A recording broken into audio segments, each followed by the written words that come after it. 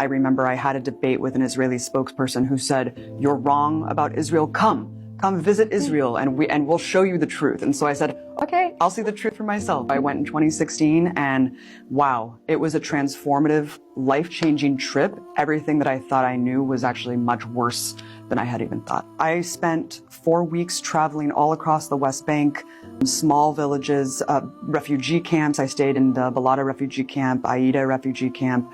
I remember going to Hebron, which was the most visceral example of Israeli apartheid I'd ever seen.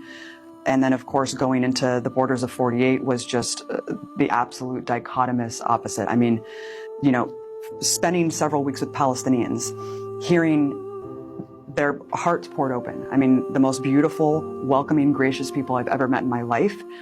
And no one ever said anything remotely racist. No one said anything remotely anti-Semitic. Okay. And it was just the opposite of the narrative that we've been told our whole lives. Now going into the borders of 48, the racism and bigotry was visceral.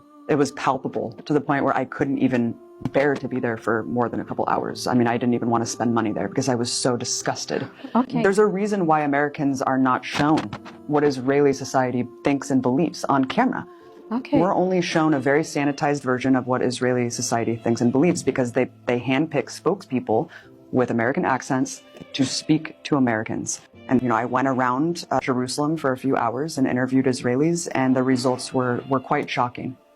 I mean, the first day that I was there, I mean, literally within 20 minutes of leaving the airport, I remember seeing a row of people walking up a huge hill with their cars behind concrete barricades. And I said, what is going on here? And my friend Nancy Mansour said, oh, this is what they do to just inconvenience Palestinians routinely. They'll just blockade, set up makeshift checkpoints and make them walk 3 hours outside of where their direct route is to get home. And right out of the gate, I just said, oh my God.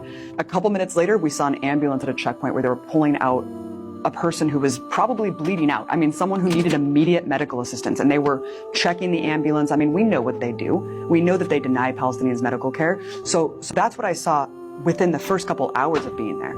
A couple hours later, we heard that a farmer was shot in the back for not turning around quickly enough when an Israeli soldier called his name. We went to the funeral the next day, and you know, we spent time with the family.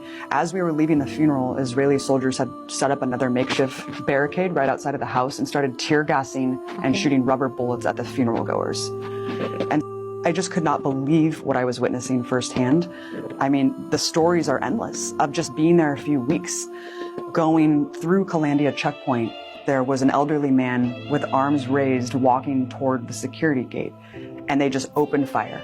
Opened fire. For bullets nothing. were for nothing. Okay. For nothing. Bullets were flying everywhere. We were ducking in the car. And, you know, as we know, they have complete and total impunity. They will kill anyone and retroactively justify it.